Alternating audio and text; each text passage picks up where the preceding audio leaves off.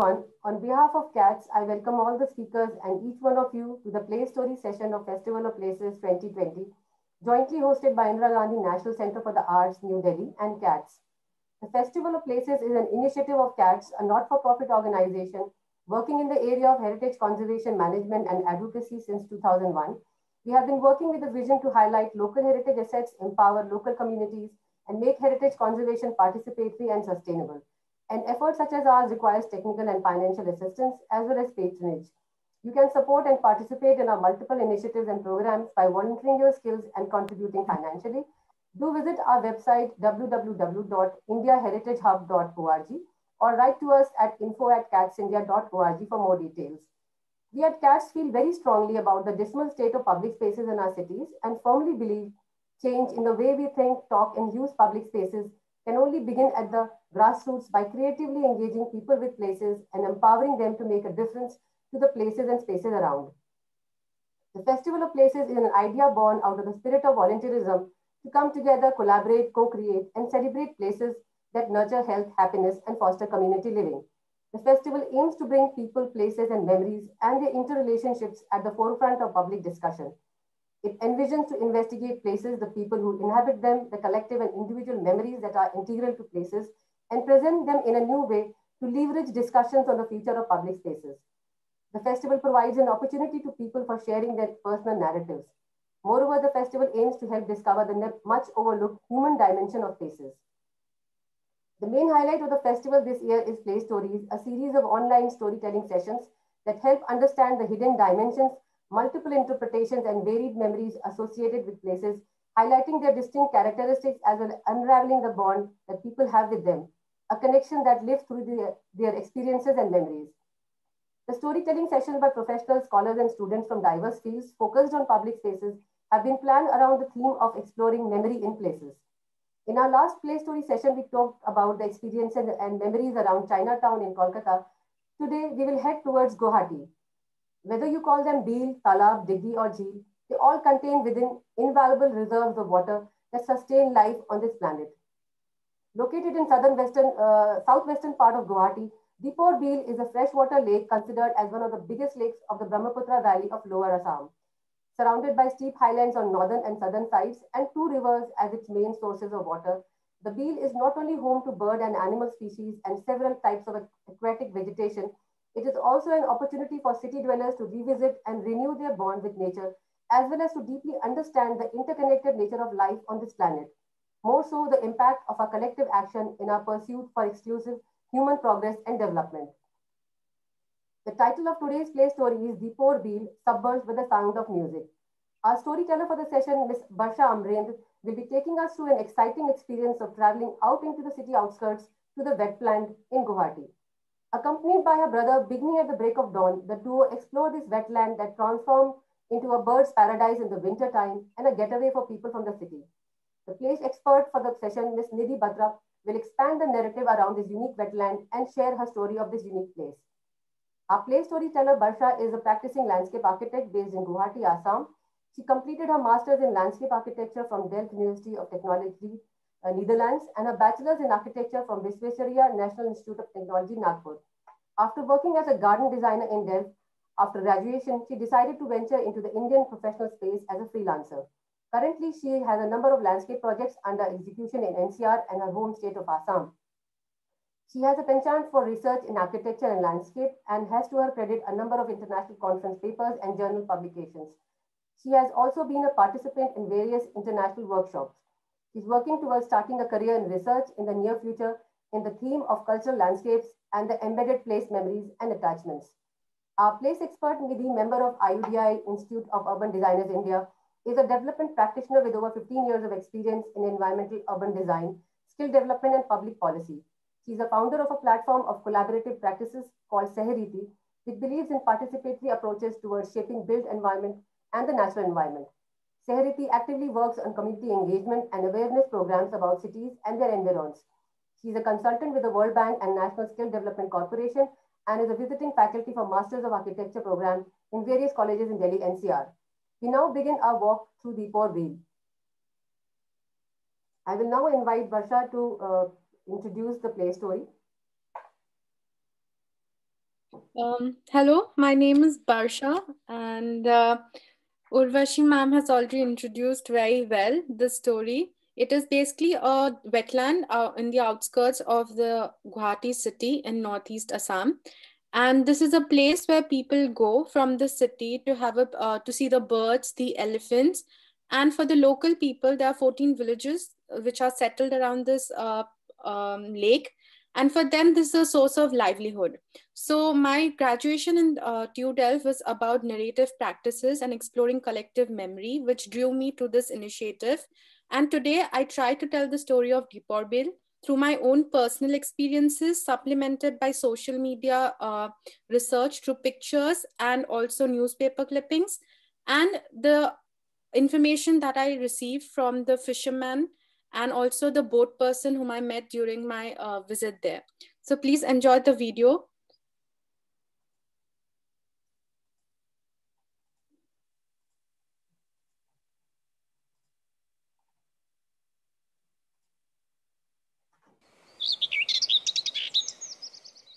It was a cold dawn in January.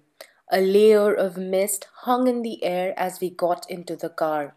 As we drove out of the city, the fog got thicker until we could see only an expanse of fog through which the golden rays of the sun were starting to glint. We parked our car and walked towards the hyacinth covered banks of the Deepor Bill. Nestled amidst the suburban sprawls and protected forest of the city of Guwahati, it is one of the last remaining wetland habitats of the city. Over the years, this pristine nature area has undergone rapid choking, with the concrete jungles expanding right to the edges of it. However, each year in the winter time, the Diporbil showcases a plethora of migratory birds that use the lake as the wintering grounds. It is a treat for bird lovers and nature enthusiasts, my brother and I being one of the many to throng the place every single year. Although Tiporbil is now revered by people for its biodiversity, its significance in the cultural history of the state of Assam cannot be forgotten. According to oral history and medieval records, Tiporbil was an indispensable entity in the Battle of Saraighat in the medieval times fought between the Mughals, who wanted to invade Assam, and the Thai Ahom kingdom, who were the rulers of the land. Lachit Borphukan, the commander-in-chief of Ahom army, had its boats hidden at Dipor Bill. He had channels dug to the Brahmaputra from the Bill. Through these channels, he sent the hidden boats into the Brahmaputra, the surprise element in a battle, hallmark of an inventive tactic. The urban encroachments of the present times have removed all traces of the connections that existed historically between the Diporbil and the Brahmaputra River. Furthermore, it has been an important fishing hub for people living in the 14 villages around it. Until 1989, Deepor Bill was owned by the Fishery Department of the Government of Assam until falling into the hands of the district administration. Historically, the villages were composed of fishermen and tribal communities who deeply relied upon the ecosystem services of the bill. However, ever since the construction of the NH-37 highway along the periphery of the Diporbil and the Guwahati airport, the demographic composition of the settlements has come to include a majority of new settlers who are not dependent on the Beel for their livelihoods. Standing at the edge of the Dipor Bill, we spotted a set of country boats called the Holong Now.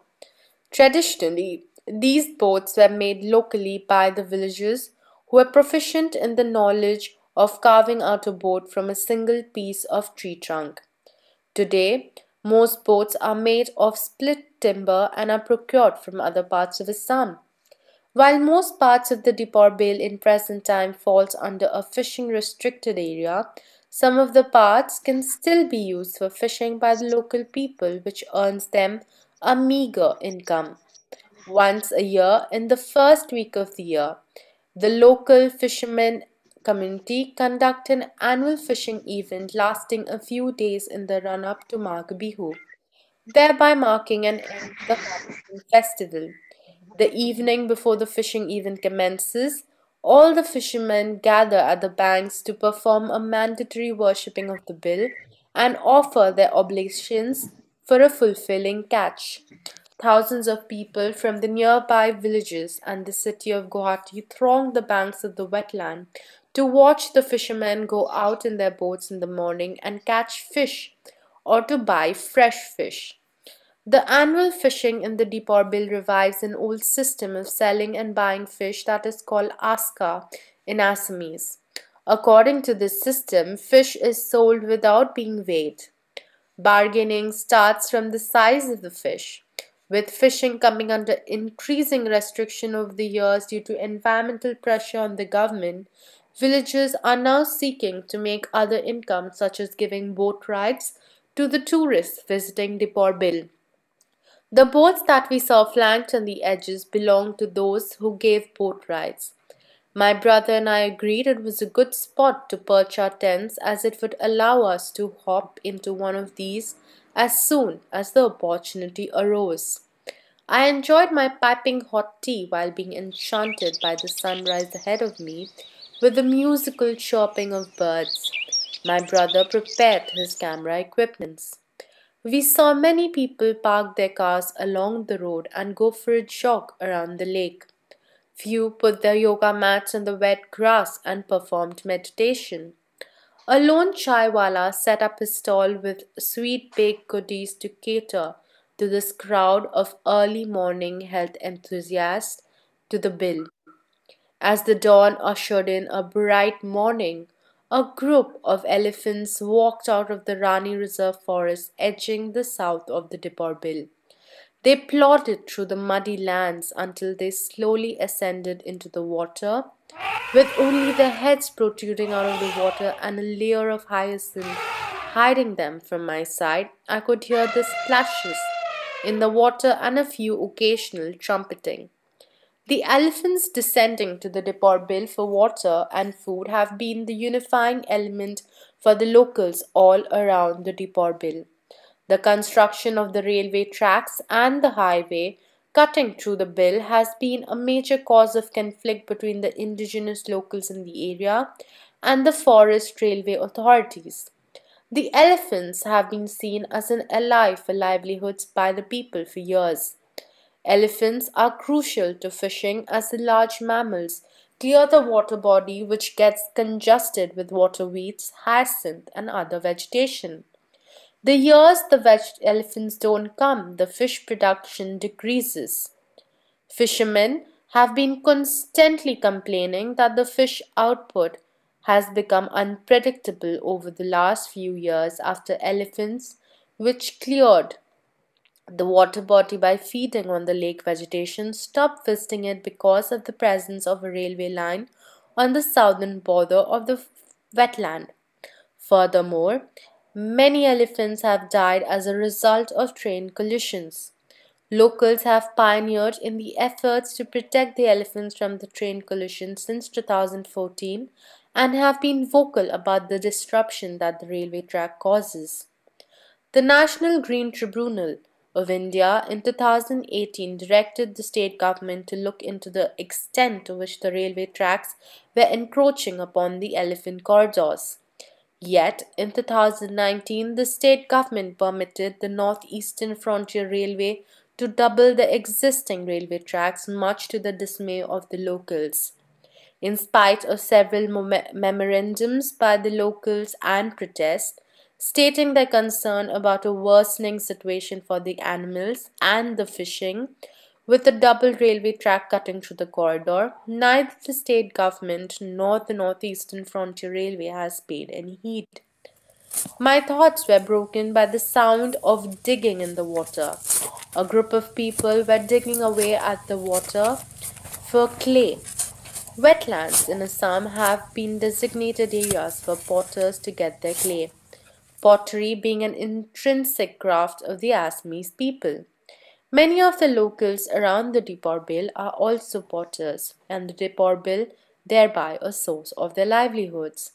I watched the people digging away at the water with a shovel and filling the trays they brought with them.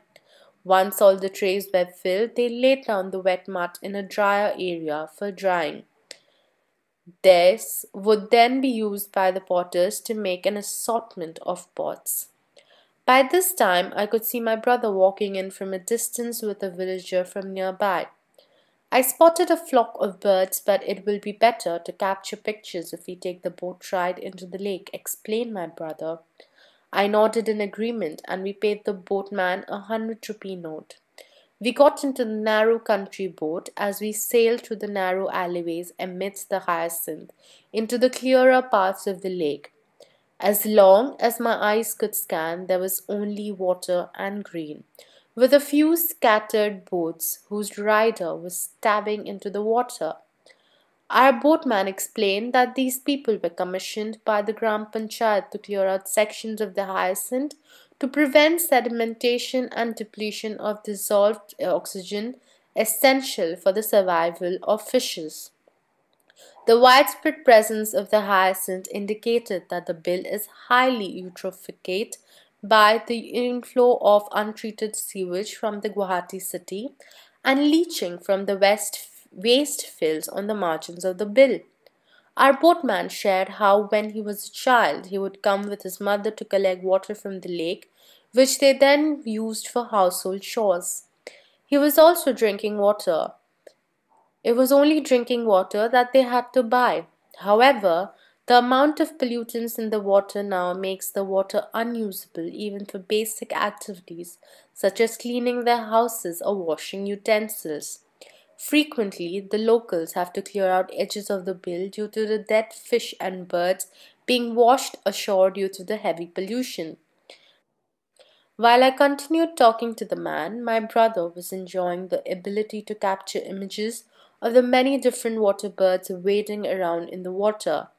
Whenever the boat came too close to the birds, they would launch into the sky and fly away from us. It happened quite some time until we told our boatman we would prefer being stationary for some time and just look around at whatever unfolded. With the sound of the roar that was constantly in our ears vanishing away, a silence enveloped us, only broken by an occasional splash of water made by the bird or the chirping. 15 minutes of just sitting there, my curiosity was sparked by a pair of spotted redshank who appeared to be standing on a layer of green. I stared at them, wondering if it was land or they were perched upon some kind of a plant. The boatman became aware of my fixation and spoke. Those are prickly water lilies. They are huge leaves and can carry the weight of small birds. I can show you on our way back now. We began our journey back to the banks of the lake. As promised, he rowed us through a cluster of prickly lilies. With his oar, he pulled out of the water and put it on the boat in front of us. They surely were enormous and prickly. In the springtime, this plant gives seeds and flowers. The locals collect the flowers and sell it in front of temples. The seeds are worth a lot more than the flowers. These plants grow naturally with no maintenance needed, explained the man. Lily flowers and seeds are harvested by the local people and sold in the local markets, thereby forming a major source of income for the people in the spring season. The rights for harvesting these seeds and flowers lie with the revenue department, which annually leases it out to the locals. This has supported the streamlining of profits for the locals involved in the processing of these lily seeds. The boatman asked me if I wanted to keep a plant as a memory, which I politely declined. Our little matchbox houses in the city did not have space for such a huge water lily to grow. By the time we reached the banks of the lake, we were met with the enduring sight of men herding together their cows, which they had left during the day to feed on the higher grounds of the bill. These cows would graze here each day, basking in the sun, and then be taken back to their sheds at dusk. A few women guided back their enormously sized pigs to the nearby homes from the open grassy areas. Grazing pigs on the patches of the bill reduces the feeding costs for the owners as well as makes it healthier for consumption compared to feeding waste as normally done. The cows and the pigs made their way slowly and reluctantly through a crowd of people who had now gathered on the fringes of the bill. In the evening after work, the local people come to the lake for enjoying a leisurely stroll as the sun sets, lending the sky hues of yellow, orange, and crimson. We noticed a number of temporary stalls had suddenly appeared along the road, serving hot chai, fried goodies, steamed momos, and ice creams. People flocked to these street side vendors and then sat along the road to savor their food. Most of these were college going students belonging to the nearby Guwahati University and engineering colleges who would come here after class with their bikes. These gatherings of people along the banks of the Depot Bill was more pronounced in the hot summer months when the winds from the bill provided much needed solace to the people. Amongst the younger crowd, this had become a sunset point that they would come to with friends or as a couple, while for families it meant as a relaxation area with cool winds, a nice sunset with the voice of birds while enjoying hot snacks. There was something for everyone in the evening at Dipor Bill. My brother poured the both of us a cup of tea and we opened a packet of biscuits as we sat there, seeing the water below glow as the sun went down the horizon. Every change of color in the sky shone brilliantly upon the water, its beauty increasing with the disappearing sun.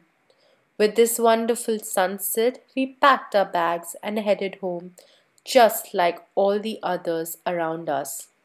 On our way back home, our bodies felt tired, but our faces plastered with a smile of having seen this place which is being called a paradise that is slowly getting lost. We now knew why it was referred to as a paradise, although now we hoped it wouldn't get lost.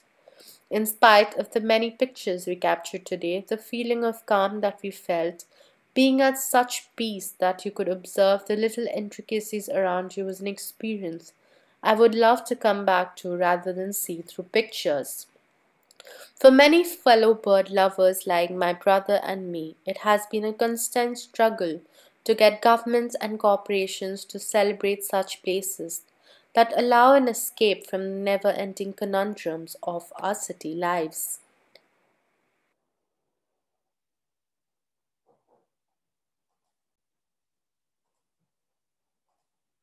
Thank you so much, Basha, for this very beautifully made play story around the Dipor Whale.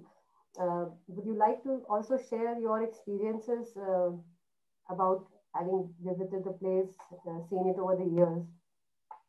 Yes. The first time I actually went to the department was through a school excursion back in 2008.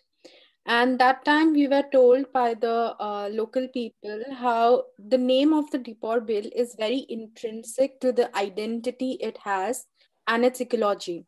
So Deepor Bill, so Deepa is derivative of a Sanskrit word which means elephants and Bil means lake.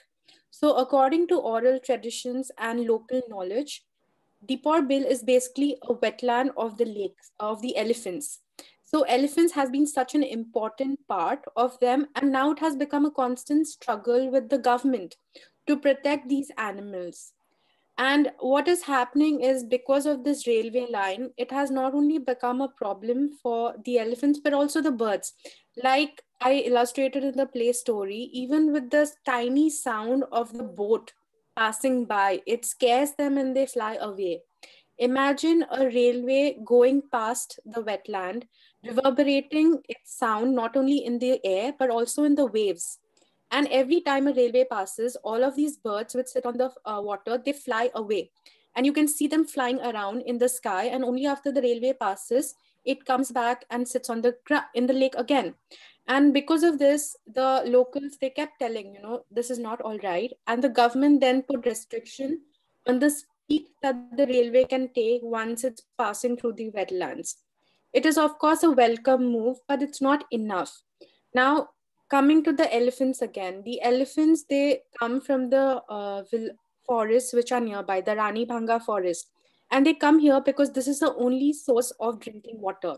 There are 7 elephants corridors in the space, and ever since I've been a child, we are filled with newspaper clippings of elephants dying. And especially the younger elephants, which are not very aware of a railway coming or the vibrations, and they run through the crack crossing and they die, which has become a problem. But what has also happened is all the 14 villages around, the people have come together to form an association to protect these animals. So every time there are trains coming along an elephant corridor, the people come together and they try to find that there are no elephants around. The next thing is about the pollution level, so every time there's an environmental pressure, they try to find a target group and say that your practices are at fault. And this is what has happened even with the fishing community. Now the fishing community here, they do not use trawlers which scrap the earth of the bottom of the wetland, or they damage most of it because they are not doing intensive fishing. However, because Deepor Bill, they designated it as Ramsar wetland in 2002, they have put the area under section 144, which says fishing is prohibited. But they're not thinking that there are much worse activities being carried out instead of what the fishermen are doing. For example, they have set up industries. So as I showed in my videos, there are a lot of brick kilns which have come up, which dig away all of the earth from there. There are a lot of apartments whose waste flows directly untreated. Now they have also put solid wastewater management. Yet the target of all the environmental concern becomes a fisherman. Now what happens is it's also a very gender specific issue, because the men go out, they fish, but the women are the ones who come and sell the fish. So when you stop the men from going into fishing, they go find another job. But the woman who sits in the evening selling fish, she has no other job. The same comes under the harvesting of the lilies. Now, around the Deepor Bill, there are around 27 to 30 temples where lotus and lily flowers are what is being offered to the god. Because now the department is under revenue department, there's a restriction on how many flowers you can come, when you can collect it. So they have again started to take away the employment opportunities that women have, but also the association. The third thing comes about grazing. Now, because a lot of the land is being encroached for grazing, the upper dried areas of the wetland are being encroached for construction. There are always trucks who come and dig away the land and go, or there are people who are building their houses on it, which reduces the space that these animals have for grazing, making it very unaffordable to feed the cows or to feed the pigs which are there. Now we can talk about how, how it's related to a city. What is important is cities in Northeast are comparatively smaller than the cities in rest of the India, and they also have a very different character. So everything around Deepor Bill is a suburban character, and it's not very densely populated, but it is very industrialized in the present moment. Because if you see, there's Guwahati, everything around is a belt of industries, which causes the problem to this lake which has happened. And although now people have started realizing the potential of it, there are people who go there in the summertime because it's cool there and because they have all the birds which come in the winter time. And being in a 5 kilometer radius from the airport, whenever you have a long layover, the people, the taxi walas, they always tell, oh, there's this Deepor Bill just nearby, and you can go there, spend some time, come back for your next flight. So that has become a major tourist point now for all these people who come to the airport, because of which also now you can see a watchtower that has been developed in the past years. And they have started branding this place in the airport, saying we have this place where you have birds, where you have these elephants, and you can come and see. And this has increased the awareness that people have had over the years. But yet what is happening is the forest authorities, they don't do as much as they can, because there concerns are only about the forest which surrounds. They are not concerned about the water, the lake, the elephants, or the birds which are inside it. That Right. belongs to the Guwahati Metropolitan Development. Yeah. And for them, it's only about how economic can it be. So that's a So very, this very has been my interesting. experiences when I went there. Yeah, that's a very interesting point, I think, Basha, that you have raised, how from the understanding of the place as a wetland, how it is transitioning into becoming a picnic spot or an object which has to be observed rather than being Yes, being a part of nature. So I'll just ask you to wait for a while now, and yeah, before I think Nidhi will actually uh, take us through a larger understanding of the wetland. Also, will she will talk about the points that you touched upon, like the industrialization, the brick kilns, the impact of fishing, and definitely the railway line which is now being proposed to expand also. So these are very major areas of concern. Nidhi, would you like to share some of the maps and details about how the Sure, four wheel connects with the city of Guwahati? sure. I'll just share my screen also. That helps. Wait, is this visible to you? Yeah, it is. Okay, perfect. So thank you so much, Barsha, for your presentation and also for the dialogue that you just did. And I'm just beginning more in terms of how probably we are not seeing wetland as, as an important ecosystem. And I like the fact that we're talking about wetlands today. And 2nd of February was actually the World Wetlands Day. And there's a lot of movements and a lot of discussions on wetlands which has been happening.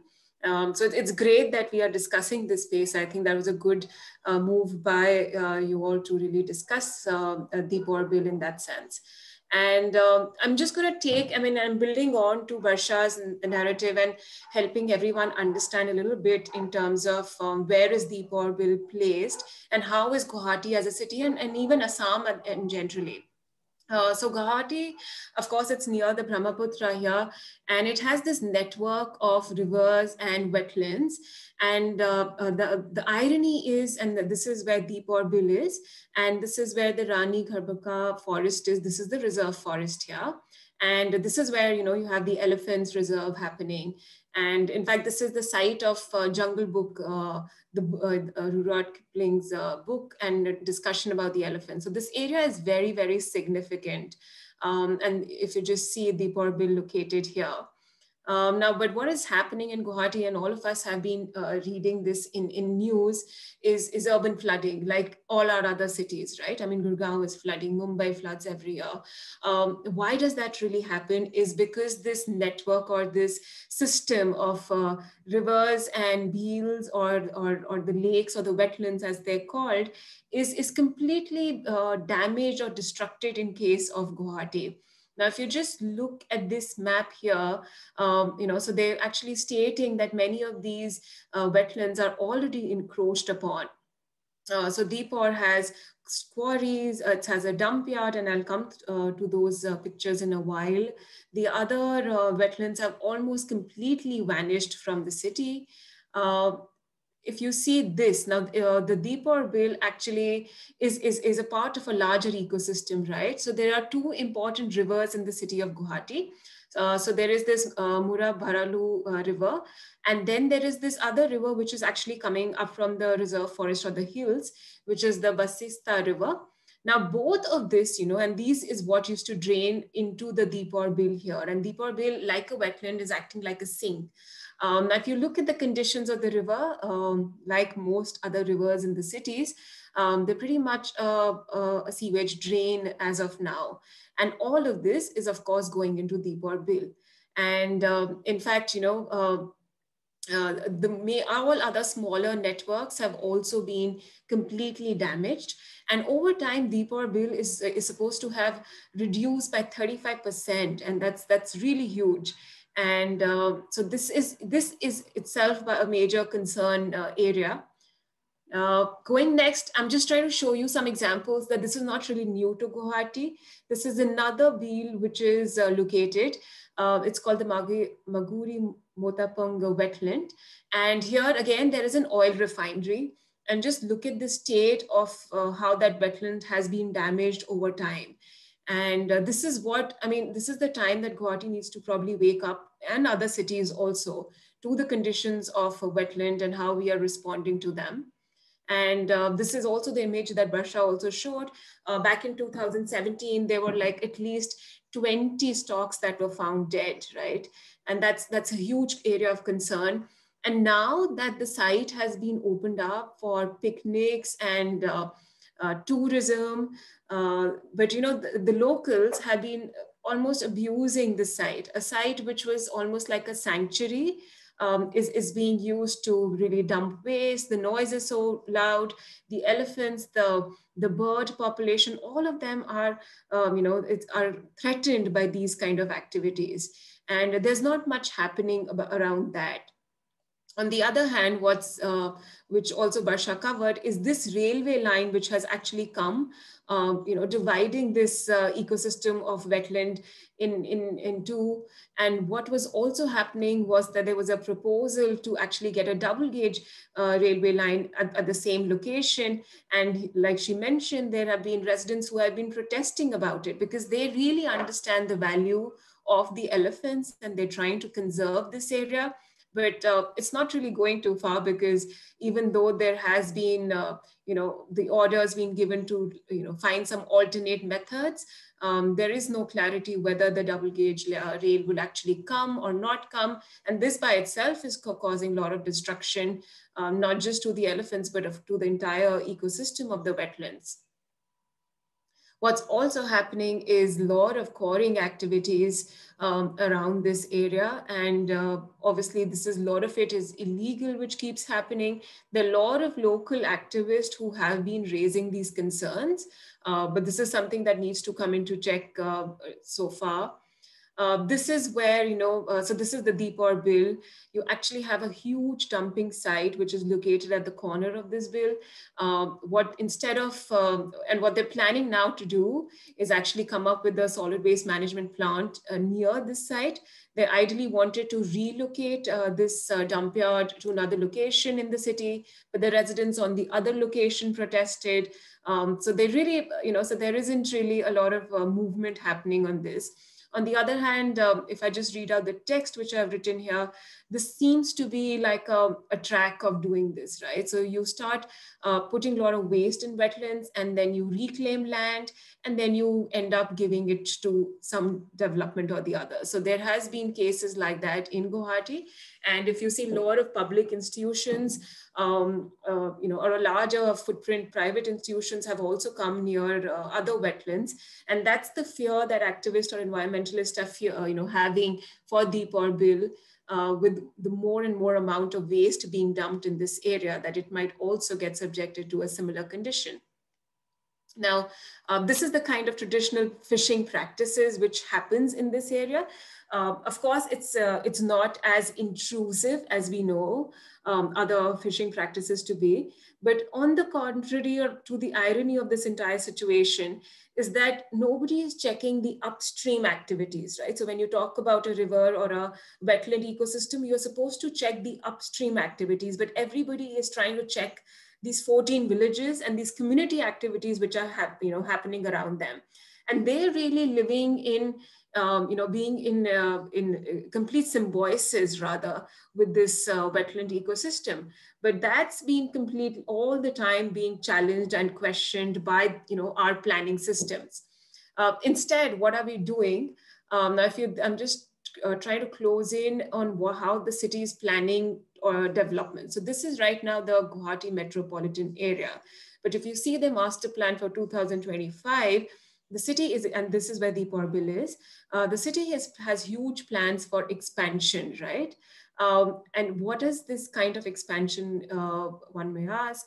So what is actually proposed is a water park in this area. And that's quite alarming, right? So under the Guwahati Smart City mission itself, a water park has been proposed in the Deepor bill. You have a golf course, which is going to come behind. You have a special economic zone. You have a new housing, which is here. And that's quite to the contrary of the goal of trying to preserve natural resources in the city. And another aspect that the environmentalists have pointed out, that in this entire master plan, there is no mention of the roles and responsibility of the forest department, which is actually the nodal agency taking care of this wetland and this entire ecosystem and the forest area. So it's quite funny that one imagines this to be a water park, a tourist district, supposedly having a lot of eco lodges, but no idea really of how we're gonna, conserve this area and give it the status. I mean, it's a Ramsar site at the end of the day. Give it the status it deserves. And like she mentioned, there is a lot of movements which have been happening for saving Deepor Bill, but I don't think this is the only, the discussion is only limited to Deepor Bill. It's really largely at the wetland ecosystem and how our country is responding to that. So at the larger, just leaving note, if you see, the new regulations of the Wetland Conservation Management Rules of 2017, they have been completely silent on these aspects of, ecological sensitivity, ecological values of the ecosystem services value, historic value, natural heritage value. Now, if our perspective of planning is going to be so oblivious of the natural ecosystem, so we'll always live in this dichotomy of urbanization versus these natural ecosystem. And I just wanted to leave that as a larger question. It's not only specific, I think, to the Guwahati city, but I do feel it's still in a better position to take action and check its course right now than other cities. Like, for example, Bangalore has lost a lot of its wetlands. And then it'll be like a similar fate like any other city. So urbanization, the way we know, or the planning the way as we know, needs to be questioned. So yeah, Urvashi, that's all what I wanted to share. Thank you, Nidhi, for this very detailed study of wetlands and specifically, the Deepor Bay. In fact, Barsha actually highlighted some very historical aspects to the wheel as well. And one thing that comes to my mind that, this Deepor wheel actually is a former channel of the Brahmaputra. And the Brahmaputra river is so venerated, parallel, just like the Ganga river that we have. So in fact, the memory of the river is, remains now in the form of this freshwater lake. So that is one important aspect that needs to be, brought to the forefront. And this is a way people can actually connect to. Rivers always change courses. In fact, today's incidents of the glacier bust actually, is a very alarming situation that, we have been taking urbanization to the fringes of nature. And we've demolished all kinds of connections that we had with nature. So these are things which are very important, I think, and very rightly brought up by you, Nidhi and Varsha. I would now request Atulya to see if there are any questions in the chat box. There are no questions yet, but there are some good comments by some people. If you would like to read them out. Yeah. Yes. Sure, go ahead, Atulya.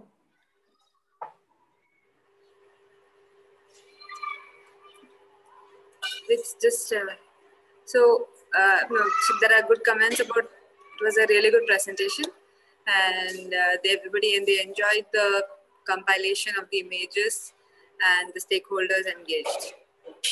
And I think Palash Srivatsava, would you like to unmute yourself?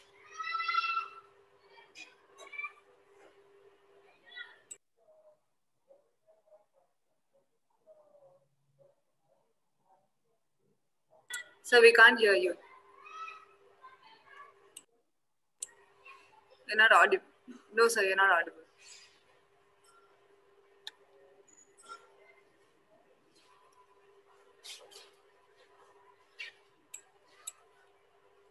We can't hear you, sir.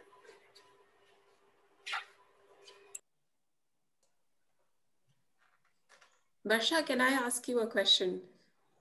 Yes, sure. So I was speaking to some people in Guwahati about Deepor Bill and some young students also. And I just asked them that, how often do you go to Deepor Bill? So it doesn't seem like it's something that very often people go. It seems to be away from the city a bit. So he was saying that there's not enough, there's not public transport, obviously, which reaches the bill and wheel. And it's not something that one does at an everyday level, and only few probably birders primarily might be going to the bill. And otherwise, it's a very, it's an area for the locals which really enjoy the space so much. Is that how it is? It's not really part of the everydayness really as we know it? So actually, there are two colleges. There are a lot of private colleges which are coming up in that area. And as he said, there's no public transportation to it.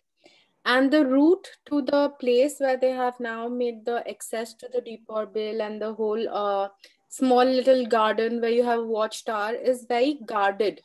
So it's not very easily navigable. So only these students who study in these engineering colleges are aware of this location. So they go. And for everyone else from the city, it's actually a place they go to see the community fishing, which happens in January. And for the rest of the year, they don't really go there. And for the locals, it's a place because that's a place they can go for walking, or they can go for just sitting there in the summer times. But for the city people in general, they are quite divorced from this whole idea of this Deepor Bill and what it is.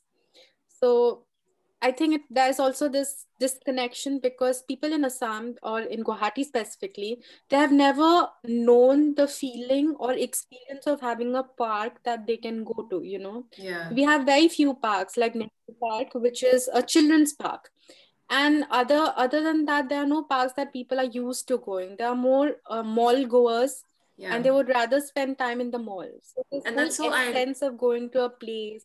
Yeah, and that's so ironical, because the moment one thinks of Northeast, one is imagining that it's all green and it's all, very, very pristine in that sense. And then one hears this, that, there's not really a public space or a place rather, where one is actually, or a respite spaces, as we call them in these cities. So yeah, I thought that's quite interesting. Yeah, now, are you able to hear me now? Yes, yes. Okay. So, Barsha, I think I am so glad that you picked up Deepor Wheel because I have been going to Shillong for the last 20 odd years, and I have been passing by Deepor Wheel, and I always prefer passing by Deepor Wheel. And I also felt very strongly when this railway line actually bifurcated the two portions. And the point that you brought about all the stakeholders down to the ladies who sell fish is actually very heartening. And if I have realized one thing that if you create connections, more and more connections with a place, here in this case Deepor Wheel. Now increasingly the authorities have tried to cut these connections, these linkages. Now, it is very important for us as like these 11 villages who have come together to basically create at least some awareness on the, loss of elephants and the birds. But the whole issue is that can we create more and more connections with the people who are actually right now like dumping garbage or giving outlets to sewage outlets directly to say flats and residential areas which are coming up, or the industries how they are withdrawing. So unless we create certain I think linkages of more and more people positively using meaning actually enriching this place. I don't want it to be misused, but the point that if we can create more connections, we will be able to because in a democracy otherwise the tendency is that the authorities will try and at first alienate the people, the stakeholders from the resource, and then they would actually parcel it out to eco-hotels and so-called resorts, and we might just see a change in the face of this wetland. So I think very well presented. And if there is a movement, we would definitely like to be a part of such a movement and help in coming forward to save such a wetland. Thank you so much. Thank you, sir. You have put a few very nice points like about the connection of the people. And like you said, it's actually happening that the locals are now losing connection because of all the regulations being placed in the name of it being a Ramsar site and still not being done. And a call like Nidhi had presented, they are trying to make it a water park because they think that way they are going to have the people come and enjoy it. But I think that's not the kind of connections we should aim for because it's not sustainable. But we'll have to see how it goes in the future. I think it actually shows the kind of understanding the decision makers have about the idea of wetlands, and river systems. If you don't understand that, only then will you be able to, kind of go ahead with proposals like creating a water park, which is just a mockery of a very fragile ecosystem. Yes. I think Vikas also has a question. Vikas, would you like to unmute yourself and ask the question? Yeah, hi. I think both the presentations were very, very nice. And thanks to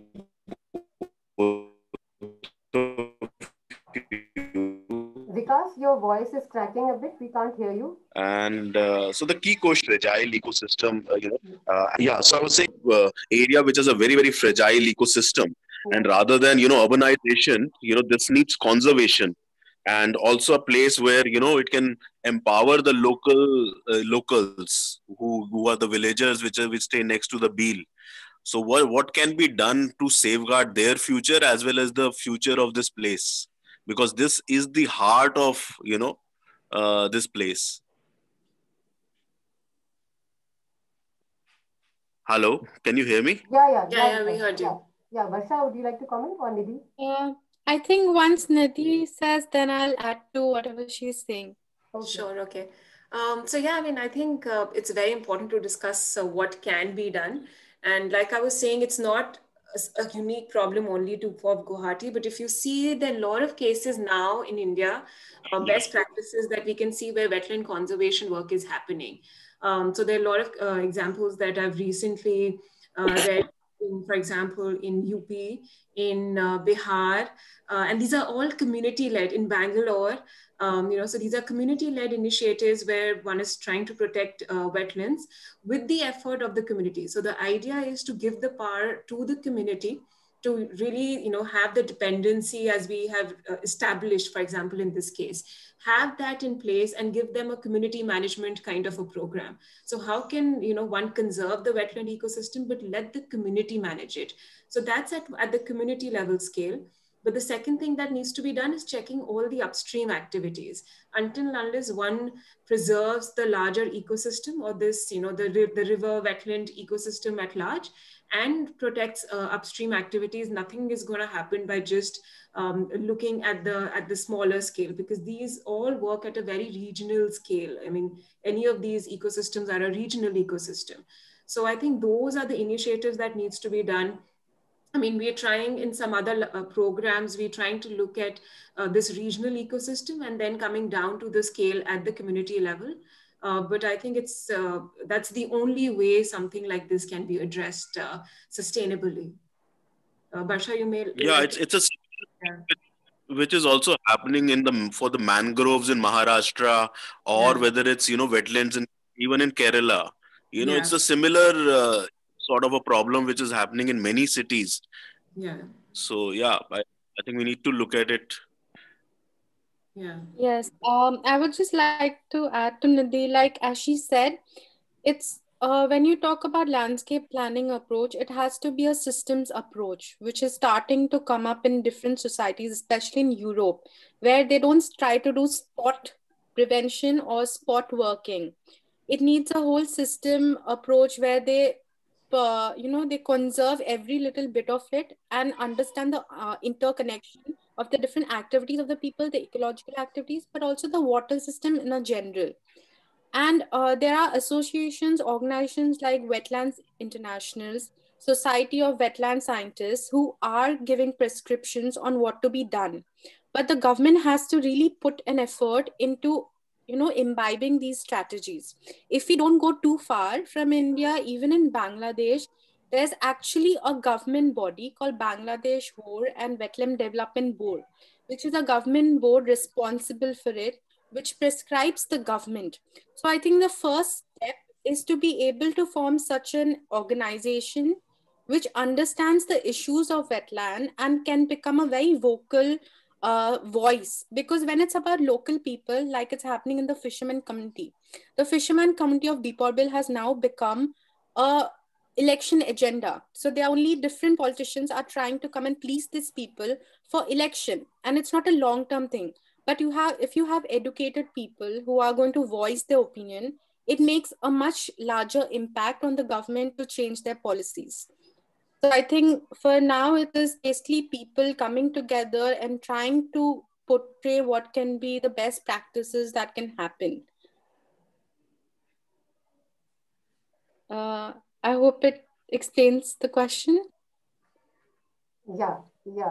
I think, Barsha, it's also important that, while we are talking about master planning of cities like Guwahati, I don't know what is the vision set for such cities, because unless until you have a very clearly detailed outline and very vision which specifically talks about the finer nuances of the context, you can't, actually guide the subsequent actions which are an outcome of that kind of a planning approach. So I think when Nidhi pointed out that, we have to look at the kind of urbanization that we are going ahead when specifically it becomes very important in cities such as Guwahati, which are very close to these kind of ecosystems. It's right on the bank of the Brahmaputra river, which is a mighty river. And so these kind of planning, we cannot have one set template for planning for cities such as these. True. I think also, like Nidhi had pointed out, that Guwahati is trying to be a smart city, because of which they have taken this initiative. But the whole point of smart cities, as understood by the Guwahati Master Plan, is to have economic development zones, have a riverfront park, have the best amenities. But according to them, the natural part doesn't come in their smart city goal.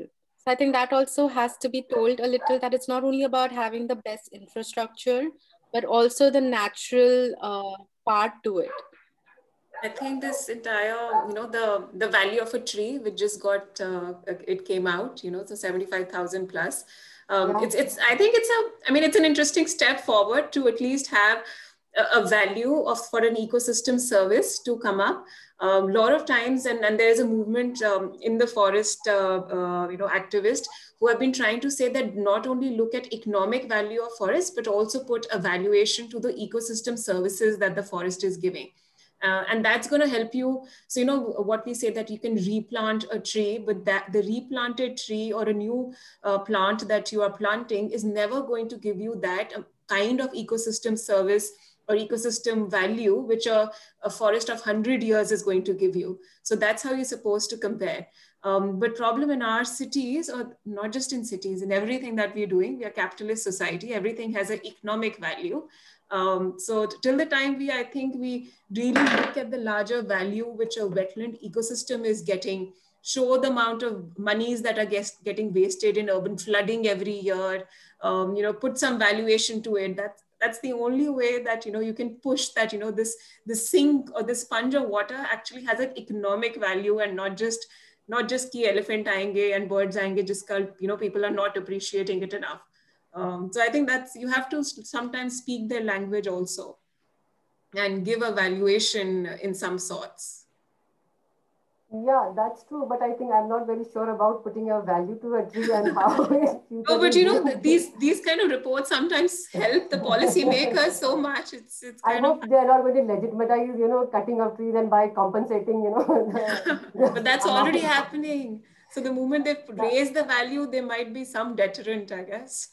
let's see what happens in the future. But I think it is very important that, Varsha, as you pointed out, that the indigenous knowledge systems have to be incorporated into our planning processes, because it is the people who have lived there for ages. They must definitely be having some kind of a knowledge which is being passed on from generation to the generation, and their understanding of wetlands would be very, very detailed as compared to what we will be able to kind of gauge of the entire system. So I think that kind of understanding, I don't know if somebody is, some researchers are actually documenting the indigenous knowledge systems and how the river behaves and how these, wetlands actually behave as a part of a larger regional ecosystem. So that I think is a very important thing that should be taken up, and somewhere it should be incorporated. That understanding, that essence should come into the planning process as well. I think thank you so much, both of you, Varsha and Nidhi, for your wonderful presentation and discussion around this very unique place. The next play story session, titled Vrindavan Celebrating People's Space in Krishna's Abode, is scheduled for 14th February 2021 from 5 p.m. onwards. Our storyteller for the session, Ms. Neha Goel Tate, will be taking us through the narrow and winding lanes of Vrindavan to discover how this ancient city has shaped over hundreds of years and what people's space in this land of Krishna is. The place expert for the session, Ms. Amita Sinha, will expand the narrative around this very unique cultural landscape and share her experiences and memory of this spiritual land. So stay tuned for our upcoming play story. Once again, I personally thank each one of you for your participation and support to the Festival of Places. Look forward to meeting all of you again next Sunday, same time, same place. Thank you. Thank you so much. Thank you.